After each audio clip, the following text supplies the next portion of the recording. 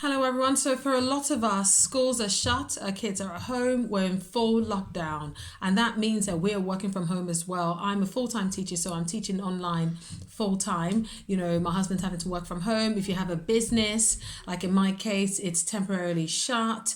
We have to think about our health, our safety. There's just so much going on. And with all of the stuff that's going on, we are also concerned about our children missing out on school and their learning and their education and all this stuff. So I thought, you know what, I'm just going to try and help parents and navigate these difficult times as best as possible, because we want to come out of this not just with a healthy body by God's grace, but with a healthy mind. And so I put a post out yesterday just to try and help parents. There's something called a healthy mind platter rather, and I found this again through Dr. Dan Siegel. I absolutely love his books and all the developmental stuff he does with children. And what we find there is just a way for you to organize your time so that you're not too heavily focused on one area. To keep a healthy mind, you really, as adults and as kids, you really have to cover all these different areas of that affect our mind. So whilst a lot of us will be so focused on focus time, which is the learning time with the kids, and my children getting enough learning in, they're missing school, and I totally get that. I don't want us to skew the balance and go too much to that side, because if we focus too much in that area, we end up missing, what I say is we end up missing the child, but we end up missing a lot of other areas. So focus time is important, and children need that, and I teach my children that.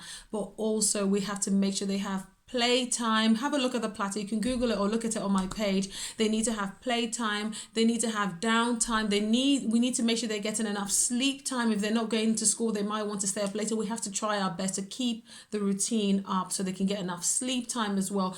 Physical time. For those of you in the UK, you might have heard of Joe Wicks, and he's coming back from the 11th of January with his PE. Great. Try your best to get all these different times. Even if you don't get all the times in one day, you want to make sure that at least by the end of the week, there's been a good spread of all these different 7 key times. Now, with my children, I always use language like this to help them understand what's going on. So first of all, I say, plan with your children. I never plan their lives for them without them knowing. I talk to them. Obviously, you have to think about the age of your children, but really, I would say any children in primary school, so from 4 and above, maybe even for some kids 3, you can discuss with them the plan so they know the situation. And look, this is what we're going to try and do. So my children know my schedule. I remind them every day, but I tell them, okay, mommy's going to be teaching from this time to this time. This is my lunchtime. This is my break time. Just so that they are aware of the times when we will reconnect. Okay, because I have to go away and teach. We also talk about their schedule. We agree on waking up time. We agree on all this kind of stuff. And when I've spoken to them about the 7 different times on the Healthy Mind Platter.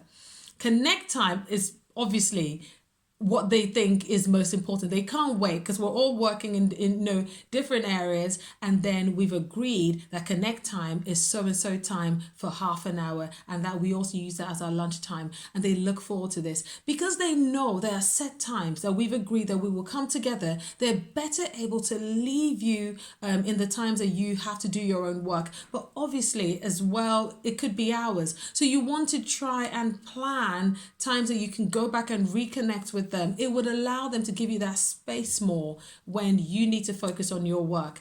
If we can try and get the balance as much as possible, I think that our children will thrive and do a lot better. I will do separate videos on actually how to help them with their focus time, their learning time. How can we help them with that? Because that's crucial as well. But all these other things, their playtime, their physical time, just try your best to get that all in so that they can feel more balanced. Very important. Now, I'm wishing you all the best. I'm here to help. So send me a DM if you need some more help, or you can put a comment on this page, on this post. If you know any parents that this will benefit, just send this to them as well. Let's do this together for our kiddies as best as we can.